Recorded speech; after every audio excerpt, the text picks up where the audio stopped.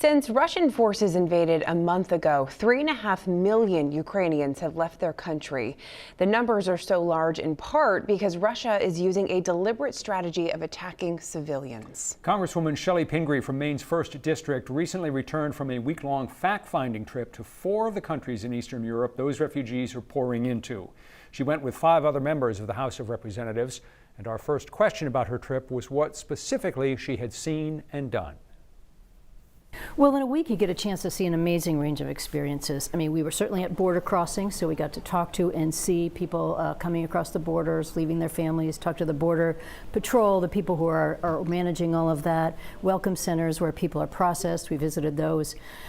We visited military bases, so we had a chance to talk directly to the military about, what's getting in, how does it move, humanitarian groups, so a little bit about food aid and how we're working with getting the necessary supplies into the country, and then meeting with the governments directly. We met with the Prime Minister of Romania, the Prime Minister of Moldova, all of our embassy personnel. So we sort of covered the whole spectrum, which is important. It's a complicated situation. Obviously, you went in with a considerable degree of knowledge. You knew the basics of what was going on and what you'd find there. What did you see anything that surprised you? Was there anything that really opened your eyes? Honestly, every step of the way. I mean, you can watch the footage on TV of families being separated or the stories that they have, but when you sit down there and talk to a mom with her kids and the grandmother's with her, but the grandfather stayed home, or she just left her husband who's joined up in the military, it's just hard not to cry. That's just all there is to it. None of us can imagine a situation like that. I think the other thing that really strikes you is we've been in an era where we were downsizing our military bases in Europe, where, we just thought post-Cold War, okay, this stuff is done. And it's a little bit like trying to go back into the past and think like, okay, we've got an evil dictator in Putin, we've downsized our military, we haven't paid as much attention to some of these countries that are, challenged democracies like Moldova, and now we have to fully re-engage. I mean, that is a lot to reconsider in a month, and I think we're doing it in America, but understanding what kind of aid do they need, how do you support these democracies, and the amazing work that they're doing. I mean, to see the Polish people taking families into every single house, they don't have refugee camps, it puts us to shame. The numbers are staggering. 3.5 million Ukrainians have fled the country. Right. Right now, it sounds as though, thanks to the generosity of so many people in neighboring countries, that they're able to handle it. But you wonder, when you get 1 month out, 3 months out, 6 months out, is the system going to kind of collapse? Deep level of concern about that. And when you talk to the leaders of those countries, they're not only worried about having the cash reserves to support all these families, they're trying to figure out, we got to put kids in school. We got to make sure that people can find jobs and housing. And, those are challenges in normal times. But with this level of migration, it's huge.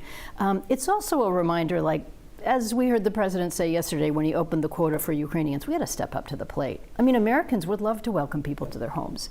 But we've got all kinds of antiquated immigration laws and a lot of other challenges that we got to work through, so especially the people who have families over here can get here. The U.S. limits are something like 100,000 roughly right now. Poland has already taken in about 1 million Ukrainians, right? Yep. Well, and you think about Moldova, which is a country most of us wouldn't even know where it was. I don't know if I could have pointed it out on the map. But you got a very challenged democracy. 300,000 people have come across that border. They're the closest place to Odessa. So if Odessa is under attack, which is a big concern, they could have as many as 1 million people moving into their country. They only have 2.5 million people, and they've already taken 100,000 people into their homes.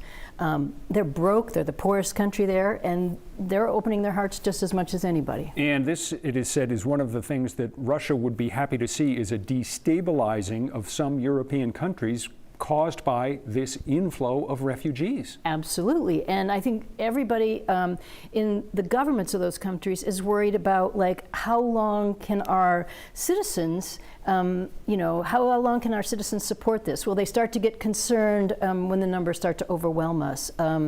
Will they worry about the resources? These are countries that don't have a lot of excess resources. Energy prices are going to rise. People aren't, the economies are struggling. So it forces the United States to think a lot about, where our aid goes, how do we help to support these countries. Much of that is in this package, but clearly we have to go further. I would just say one other thing we had the opportunity to do.